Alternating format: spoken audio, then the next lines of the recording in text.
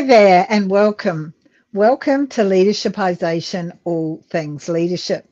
My name is Beth Bergen and I build influential leaders.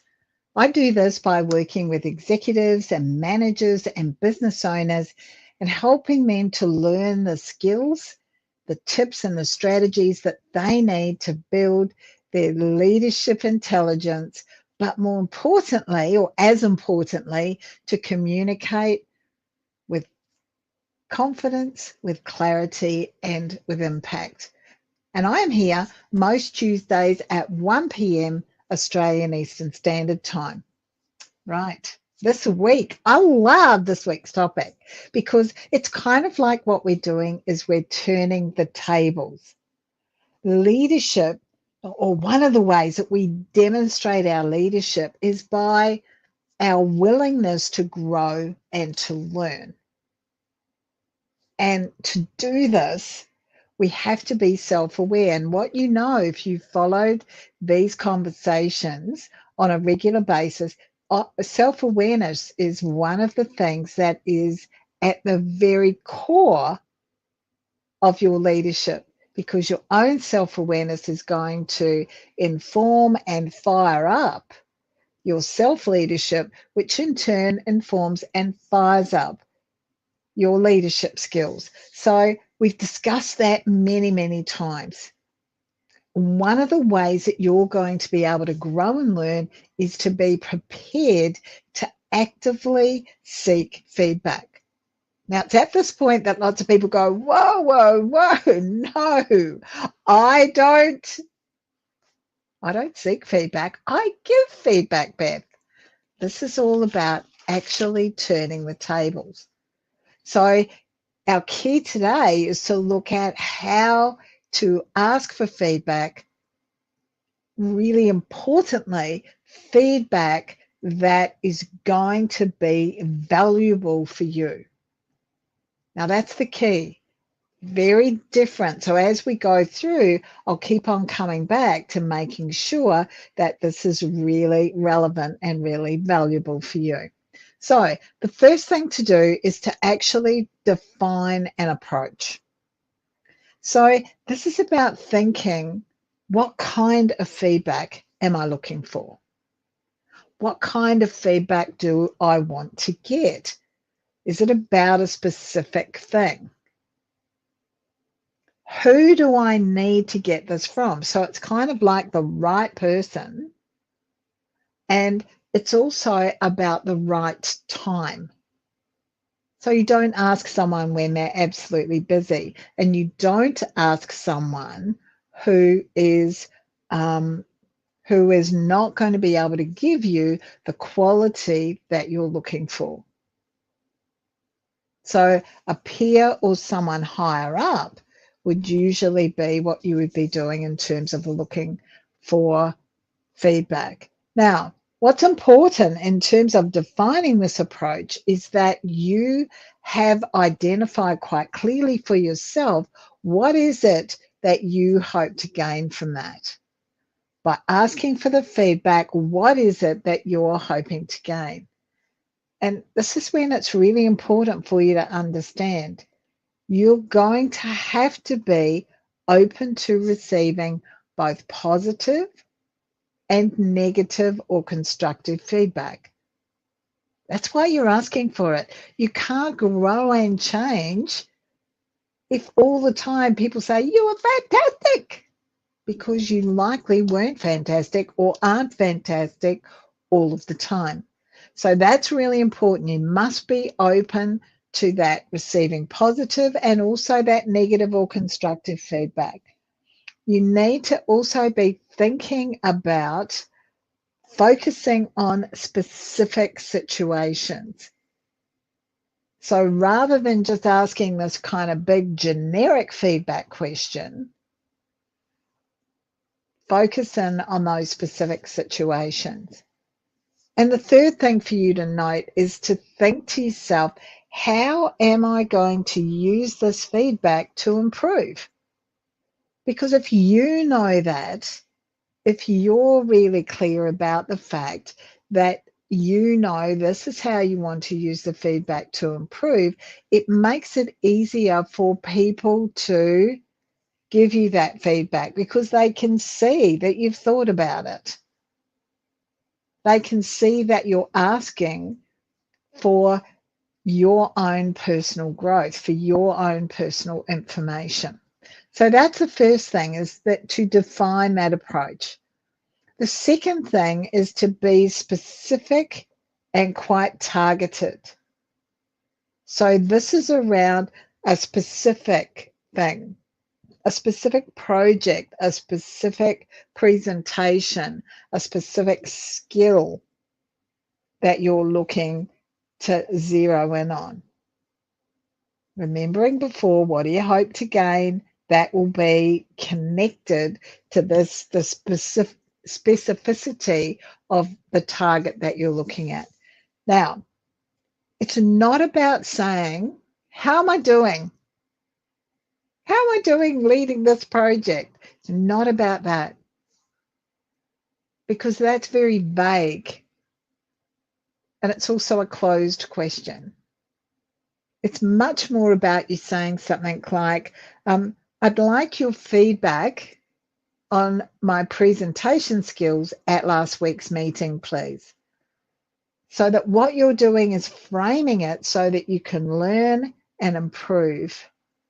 Not about your performance, it's about, I want to learn and improve. So I'd like your feedback on my presentation skills at last week's meeting, please. All about, what is it specifically that you want to know about? What could I have done better is also another really great open-ended question.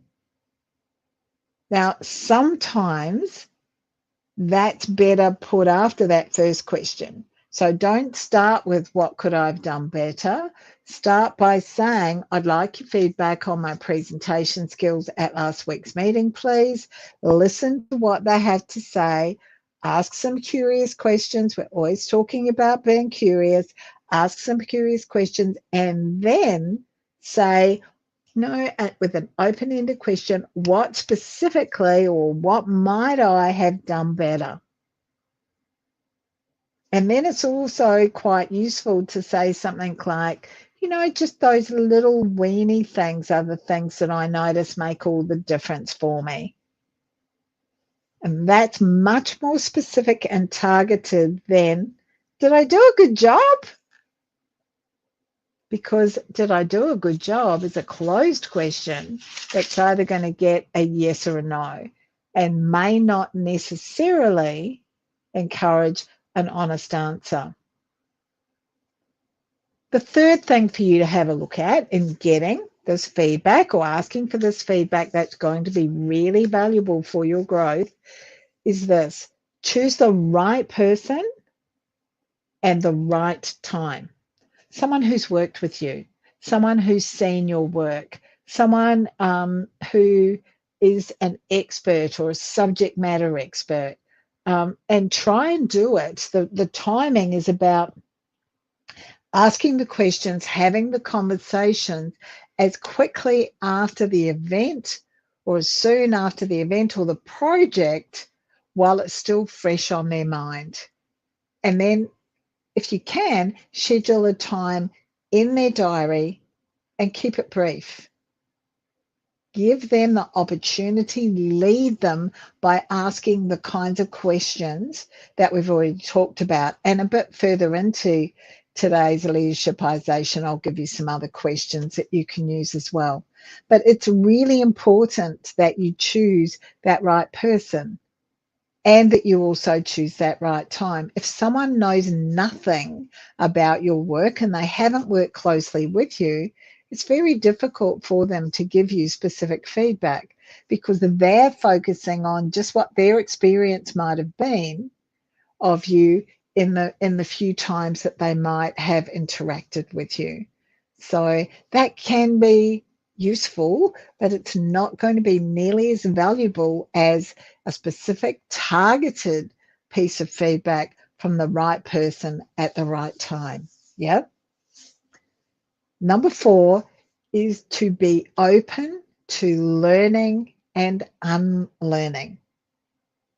Unlearning is a bit like curiosity, something that we all need to have a lot more of. So be really grateful for the feedback that you're getting and express that. Thank you so much for your feedback. Practice those active listening techniques so that you're using clarifying questions. It can be useful to take notes. Now, what I know is that quite often people won't take notes because they think that that demonstrates that they can't remember everything. I know that you won't remember everything. So I'm a prolific note taker. I would really recommend that you take pen and paper in to whatever the session looks like so that you can actually make some notes, because then you can come back and think, hey, you talked about this, I didn't understand it. Can I ask some more questions about it now, please? So some of us retain everything right then in the moment, and others of us need to go away and process, and then we want to come back and ask some more questions. Now, even the negative or constructive feedback is worth you asking more questions about so that you get clarification about it. I said even that specifically. I think that's really important to get feedback about all of the now I'm getting muddled up with what we're getting feedback about. I think it's really important to ask questions and to demonstrate curiosity about whatever feedback you're getting so that you really do understand it. Now, if we're receiving negative or constructive feedback, what we have to watch out for is that our body doesn't give us away.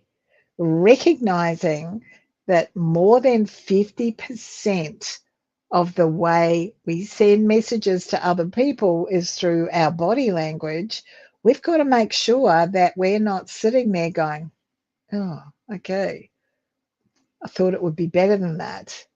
Like that our body language isn't actually demonstrating that we're pushing the information away. So none of this defensiveness.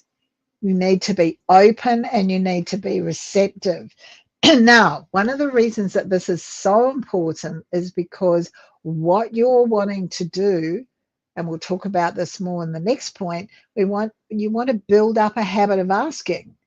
Well, people won't give you feedback easily and happily if what you do is you push back at it all the time.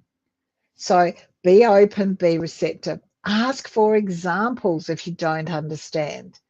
And that's that curious questioning that we were talking about. Not vague kind of questions, but ask for actual examples. And then follow up, let them know how you plan to use that feedback. And that way, what you're doing is building the fifth point, which is that habit of asking. Ask for it from those who are higher up and your peers. Ask for feedback often. Ask for open and honest feedback and open and honest communication, because this is a real tool for your growth. Now, often people say to me, why do I need to be getting feedback? Well, you need it for clarity, because if you are receiving that feedback and you've got that clarity about how you're doing, you can be held more accountable and you can hold yourself more accountable. In research and studies that have been done, more than 65% of employees say they would like more feedback.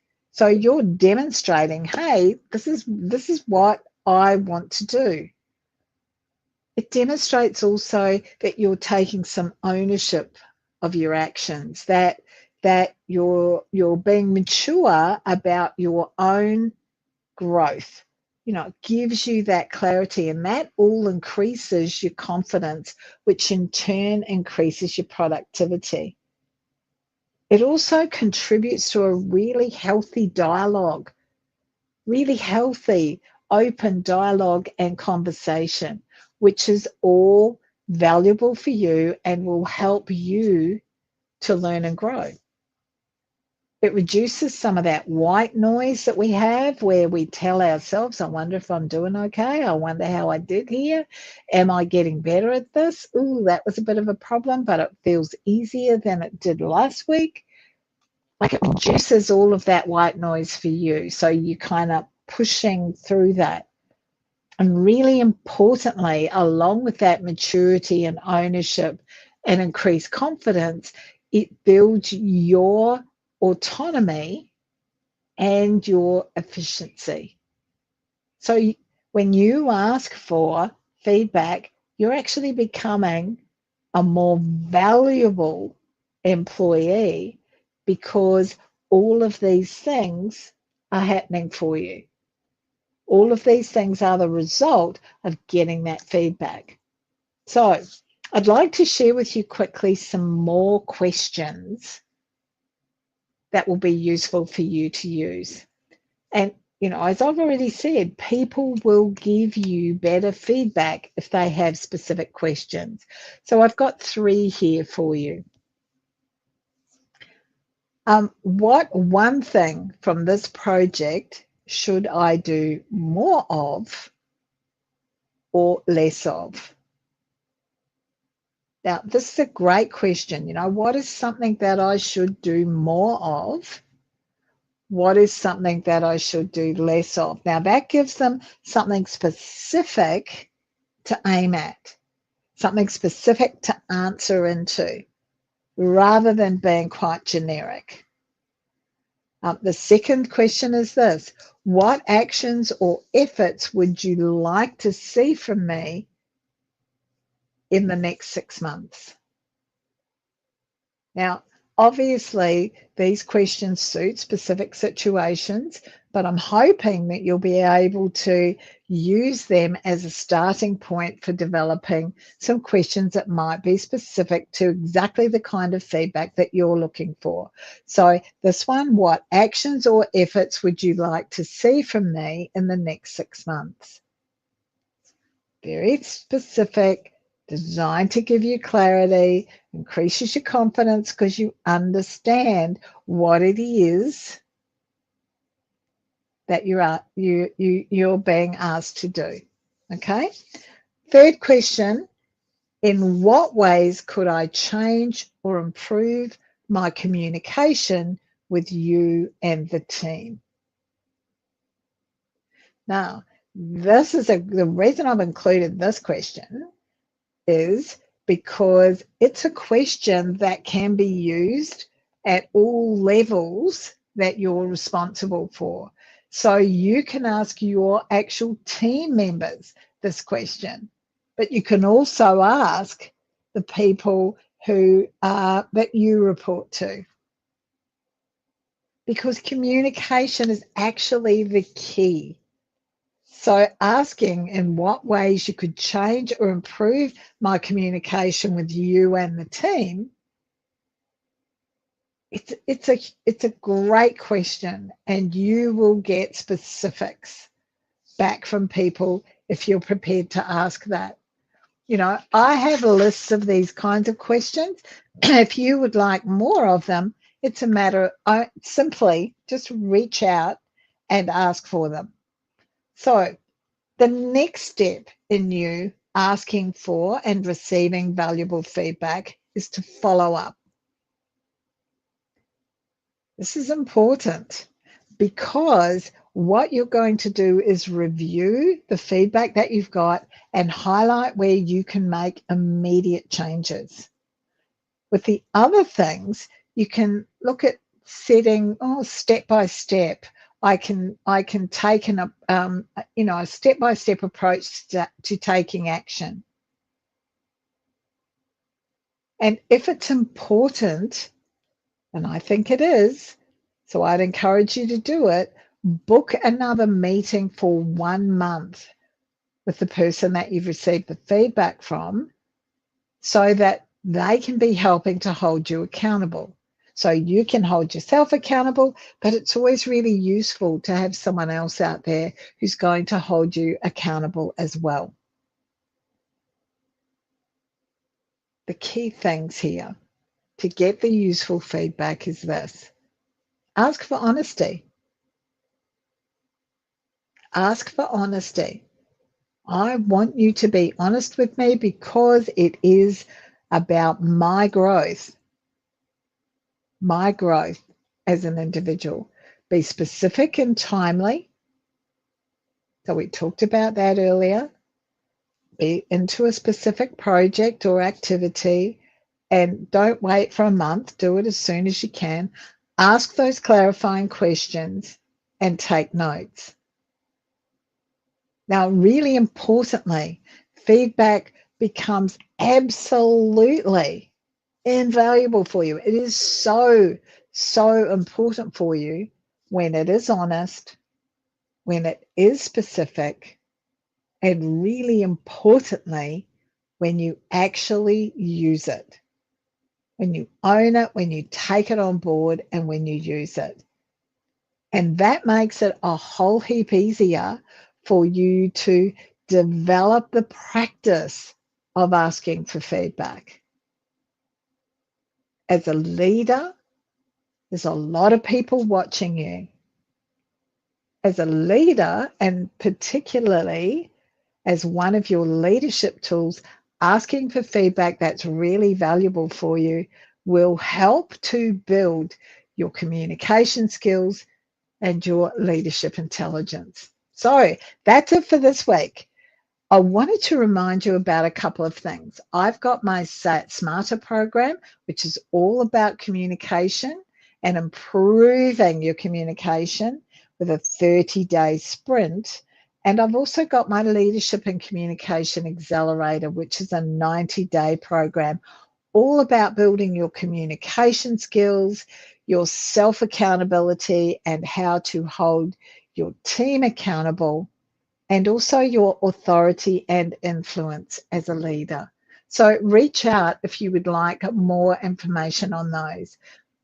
Thank you so much for watching. If you've watched a replay, #replay would be awesome. Please also, any questions, any comments, I love to get your feedback. So it's simply a matter of popping it on the platform that you're watching this on, and then we'll get back to you. And if there's more conversation that we can have, I look forward to having that with you. Thank you so much. I'll see you next week. Bye now.